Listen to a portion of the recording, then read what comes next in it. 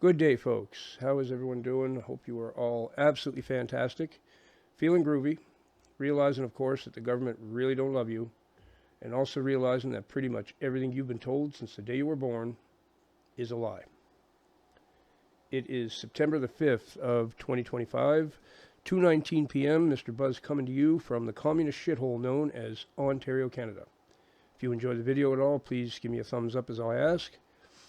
And if you'd like to support the channel, there's information in the description on how you do so, and I also offer guitar lessons through Google Meet.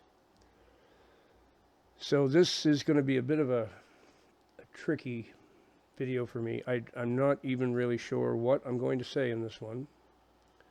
I'm going to hope that the Lord puts the words in my mouth that I need to say here. So the topic of social anxiety. This is something that wasn't even really a prevalent issue when I was young. There were a few people here and there experiencing it, but it completely spiked at a certain point. And while the deified science, the God of science, which science is no God, that's for sure, but science will tell you that this spike in social anxiety and physical anxiety for people has nothing to do with the dumb phones. It has everything to do with them, as a matter of fact. Not only just those, but Wi-Fi in general. We're living with a force field around us, okay? I don't even have Wi-Fi in this house. My computer is plugged directly in. No router, no Wi-Fi in here. The neighbor's Wi-Fi bleeds in a little bit, but it doesn't seem to affect me too much. When I had Wi-Fi in the house, I couldn't even go to sleep at night. It just completely made me anxious and made me feel terrible. And when I'm around people with phones, I get the same feeling. They're giving off frequencies that are no good for humans, I promise you. The other thing that's done it, people texting for communication. Then they get so used to doing that, and they're always hiding behind the screen, and they just have to type, so there's no, in person, no one can see them. They don't have to worry about their facial expressions. They don't have to worry about the tone of their voice. And they get so used to doing that, then after a while, when they have to face somebody face to face, they're nervous as anything about it because they're not practicing it every day. When I started making videos many years ago, nervous, I'd hit the record button and I'd be like, "Hi, I'm Mr. Buzz." Terrified, right? I wasn't smooth at it at all back then because I was really nervous. I had to practice. I'm not saying I'm super smooth now, but definitely better than I was then. It's something you have to work on, right? I hit the record button now and I just talk and I don't really worry about it too much. I got rid of that anxiety about it. Maybe a little tiny bit creeps in now and then, but I got it pretty much under control. How did I do this? It's the same answer that I give for every other issue. The Lord. The Lord. They say that for most problems, one size doesn't fit all, right? There's not one solution for all problems, but that's actually not true. There is one solution for all problems. The Lord. He's the one who can neutralize your social anxiety. Literally neutralize it. Now, if you're not a believer in the Lord, my suggestion is start there. Seek the Lord, and ye shall find him. And once you find him, he can not only do that, he can help if you got addiction problems, he can help if you got lust issues, he can help with everything. No matter what it is. Loneliness problems, broken heart. He's the one for all that too. The problem is everybody's run to their doctors. There's 4 letters that every time I say them, I get so angry. SSRI. Those things are a curse. They're pure pharmakia. Pharmakia is an ancient Greek word for sorcery using drugs. So basically, whipping up a witch's potion, right? That's what pharmakia means. SSRIs, not only are they highly addictive and have a withdrawal syndrome that's straight from the depths of hell, but they turn people towards self-deletion mode, and they knew they were going to do that. That's why they made them the way they did. Planned Parenthood is behind most of these things, and it's part of what they call the culling of the herd. It's population control. So they got a whole bunch of population control programs going on that are disguised as things to help people. Billy Boy is the biggest one for this. Him and his philanthropy kills more people. I don't know how you call that philanthropy. If you want to do philanthropy there, Billy Boy, why don't you get some infrastructure for people, some clean water and sewage, and maybe you could actually improve their lives then, rather than just jabbing them with your pharmakia, because that's all any of it is. So if you've turned to those, you've been on that for a while, my heart goes out to you, because after a certain amount of time, they are physically addictive in a big way. And you need to wean off of those slowly, possibly over a couple of years. That's how long it can take. If you're just starting them now, stop. Stop. They will make a permanent change in you, in the way your neurochemistry works, that will never be reversed. It's permanent.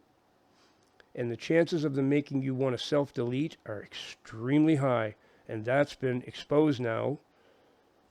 Pharma totally hid that from everybody. They knew. It's been proven they knew. The old papers are still there. RFK Jr. found a whole bunch of them. They knew very well those things were going to turn people towards self-deletion. Now, social anxiety.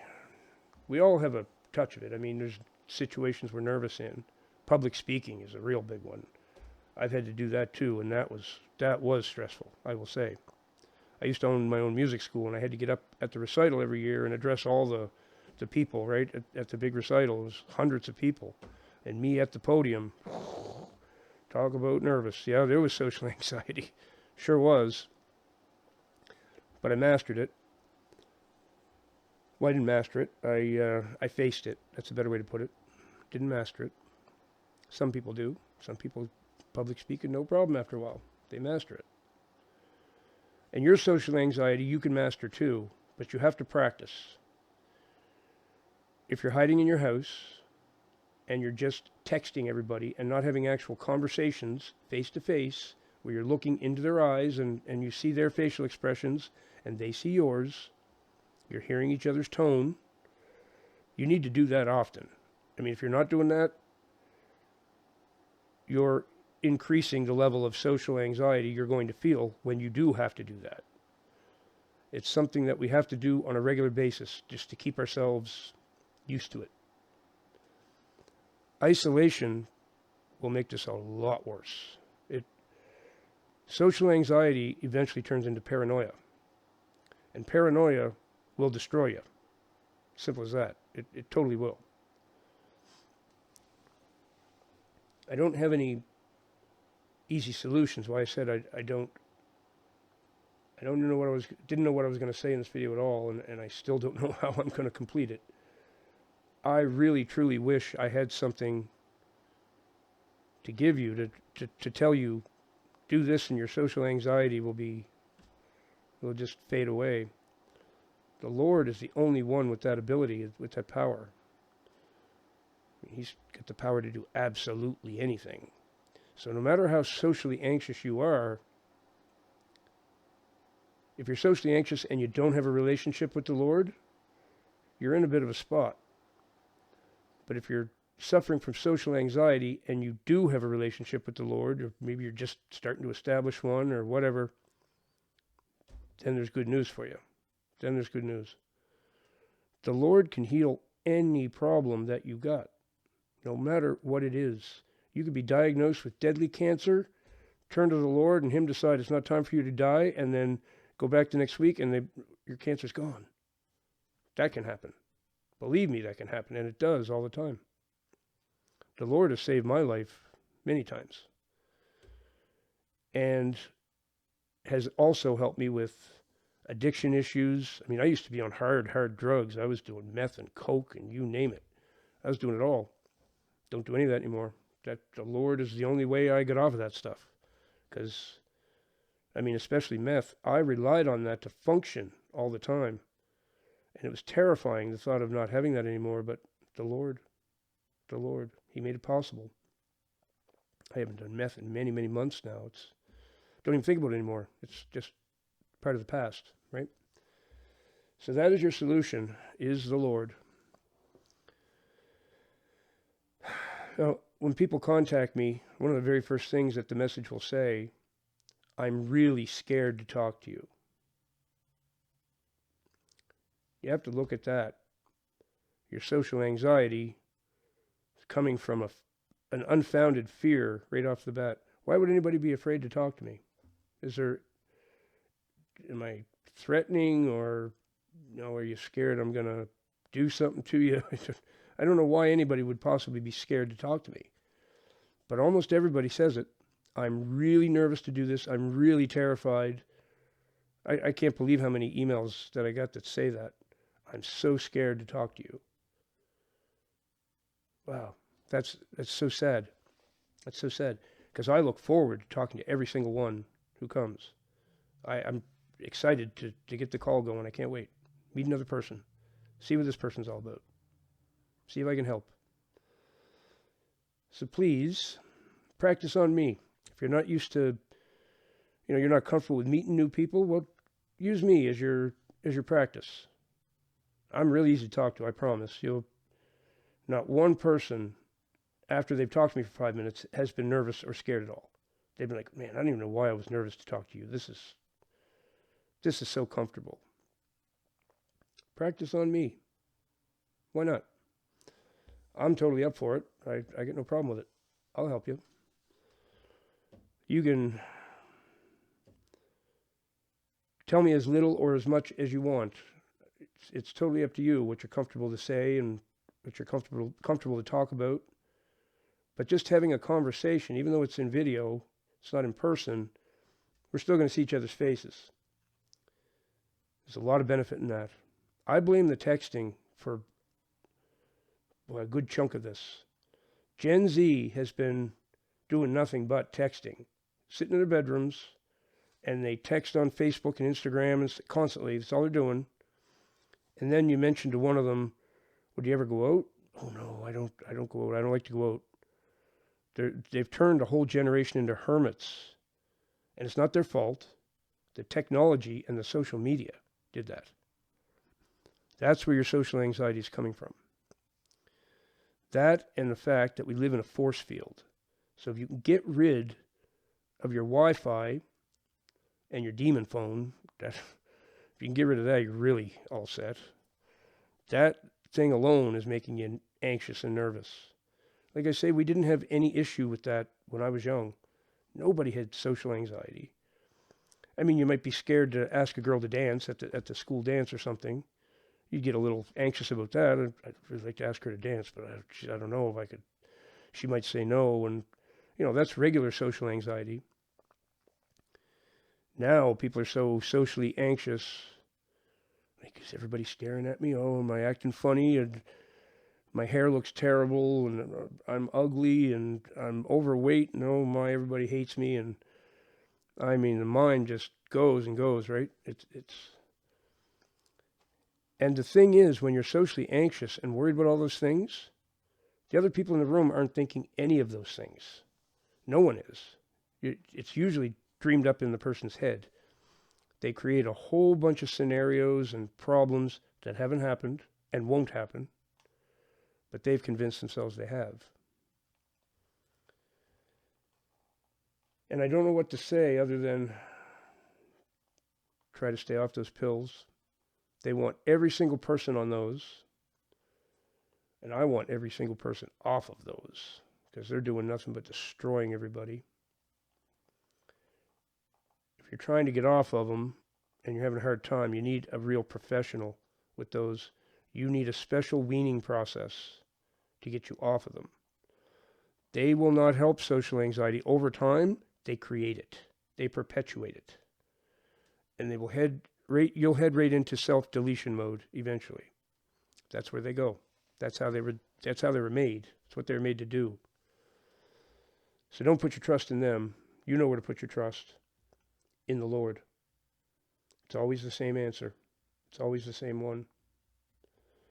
And I'm here if you want to practice. You want to have a face-to-face conversation where we don't text each other, we're actually just talking to each other, get in touch. I will let you know that I have a bit of a backlog of people here, so taking a little bit to get back to you. It's not that I'm ignoring you. I just really have that many people to talk to. The response is overwhelming, actually. I'm amazed and grateful. I'm not upset about it. I'm very grateful. I wanted people to come to me. So feel free to do that if you think it'll help. And I'll leave it there. Thank you all for watching. I hope you find a way to manage your social anxiety and eventually conquer it completely and live free like humans are meant to. Try doing less texting and more talking. That's the one solid piece of advice I can give you, other than turn to the Lord. Because Jesus Christ is the way, the truth, and the life.